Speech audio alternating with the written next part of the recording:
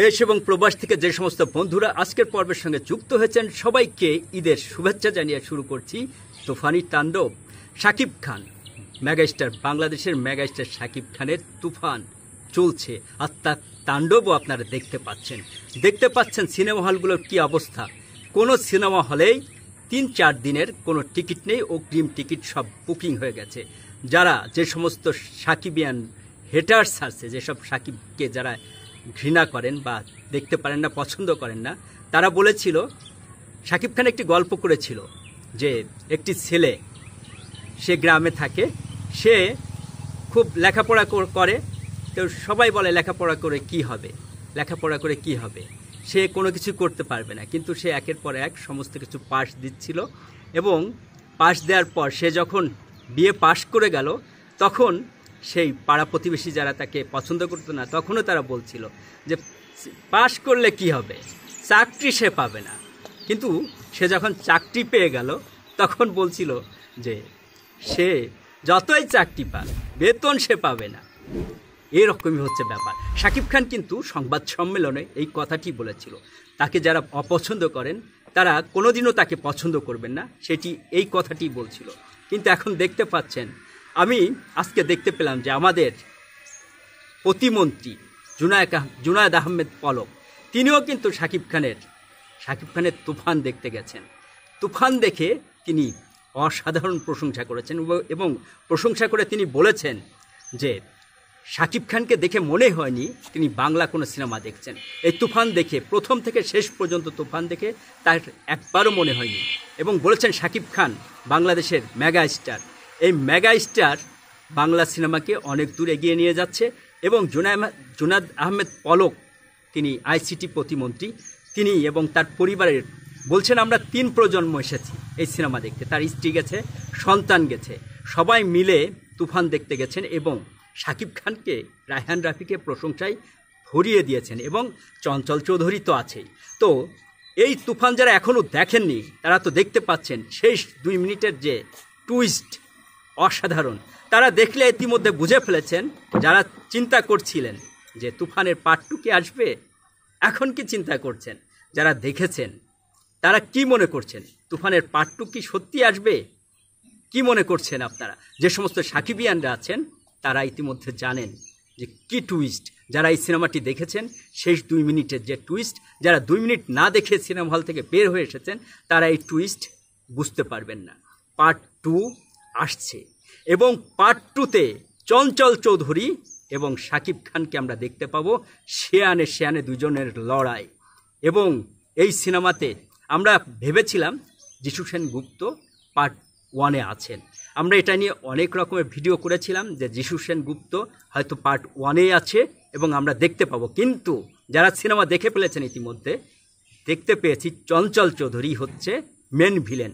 আমরা অনেক দিন ধরে চেষ্টা করেছিলাম যে মেন ভিলেনকে, সেটি জানার জন্য, জানতেই পারছিলাম না, ইতিমধ্যে জেনে গেছি। আর তুফান পার্ট 2-তে আরও বড় আয়োজন হবে। চঞ্চল চৌধুরীও বলেছেন, শাহরিয়ার শাকিল তারা গিয়েছিল বসুন্ধরাতে এই সিনেমার পরিস্থিতি কী অবস্থা দেখতে, সেখানেও তিনি বলেছেন। এবং চঞ্চল চৌধুরী পরিবার নিয়ে গেছে, দিব্যজ্যোতি, সৌম্যজ্যোতি, বৃন্দাবন দাস, শাহজাহান খুরশি এবং তার ছেলে শুদ্ধ, স্ত্রী এবং বন্ধুবান্ধব নিয়ে গতকাল আমরা দেখতে পেয়েছি চঞ্চল চৌধুরী স্টার সিনেপ্লেক্সে এই তুফান দেখেছেন। এবং সেখানেও তাকে প্রশ্ন করা হয়েছিল পার্ট 2 কি আসছে। আসলে পার্ট 2 আসছে কি না আসছে সেটির সমাধান কিন্তু যারা সিনেমা দেখে ফেলেছেন তারা জেনে গেছেন ইতিমধ্যে। এবং পার্ট 2 হবে, কত বড় আয়োজন সেটি আপনারা চিন্তাই করতে পারছেন না। সেটি ইন্ডিয়াতেই শ্যুট হবে এবং বলিউডের নায়িকা থাকবে। আর যিশু সেনগুপ্ত, যাকে আমরা এখন দেখতে পাই তামিল এবং হিন্দি সিনেমায় ভিলেন হিসাবে, সেই যিশুকেও দেখতে পাওয়া যাবে। আর চঞ্চল চৌধুরী আর শাকিব তো থাকছেই, এই দুজনের রসায়ন। একসময় চঞ্চল চৌধুরী শাকিব খানের সঙ্গে অভিনয় করতে চাইতো না, বা বাণিজ্যিক সিনেমায় অভিনয় করতে চাইতো না, কিন্তু চঞ্চল চৌধুরী যে কত বড় মাপের একজন বাণিজ্যিক সিনেমার অভিনেতা আমরা দেখতে পেয়েছি এই সিনেমাতে। এবং চঞ্চল চৌধুরীর যে ইনভলভমেন্ট সব জায়গায় দেখতে পাচ্ছি, প্রতিটি প্রচারে, এবং শাকিব খানকে যেভাবে তিনি প্রশংসা করছেন সেটি এক কথায় অসাধারণ। এই হচ্ছে একজন শিল্পী যে বিনয়ী, নিজেকে সে বড় মনে না করে বলছে যে না, আমার ছবি না, এটা শাকিব খানের ছবি এবং আমি তার অংশ হতে পেরে খুবই গর্বিত।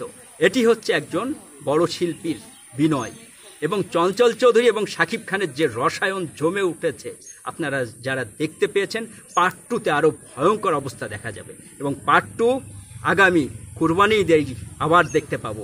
কারণ রায়হান রাফি এঙ্গেজমেন্ট থাকছেন ওসিয়ত নিয়ে, যেখানে আরফান নিশো এবং রায়হান রাফিকে দেখা যাবে ওসিয়তে রোজার ঈদে এবং শাকিব খান রায়হান রাফি। সেখানে কি মিমি থাকবে, আমাদের নাবিলা থাকবে?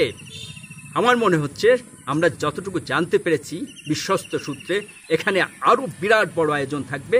সেখানে থাকবে বলিউডের কোনো নায়িকা এবং দক্ষিণী থেকে আরেকজন ভিলেনের সঙ্গে যুক্ত হবে, আর সাথে যিশু সেনগুপ্ত এবং চঞ্চল চৌধুরী।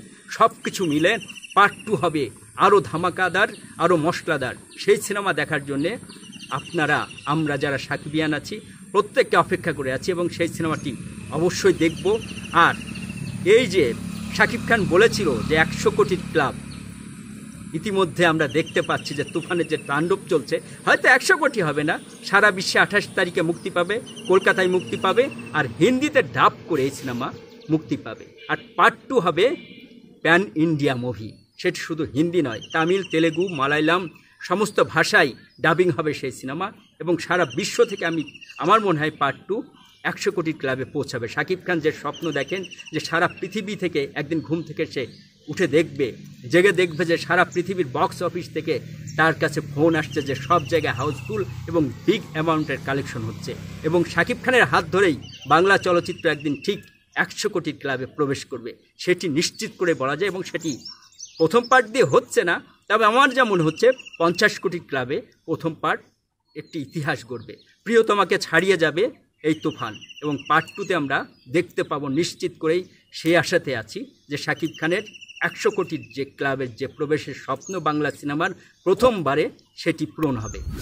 দেশ এবং প্রবাস থেকে যে সমস্ত দর্শক আজকের পর্বের সঙ্গে যুক্ত ছিলেন, সবার সুস্বাস্থ্য কামনা করি। সবাই ভালো থাকবেন, সুস্থ থাকবেন এবং বাংলা সিনেমার সাথেই থাকবেন।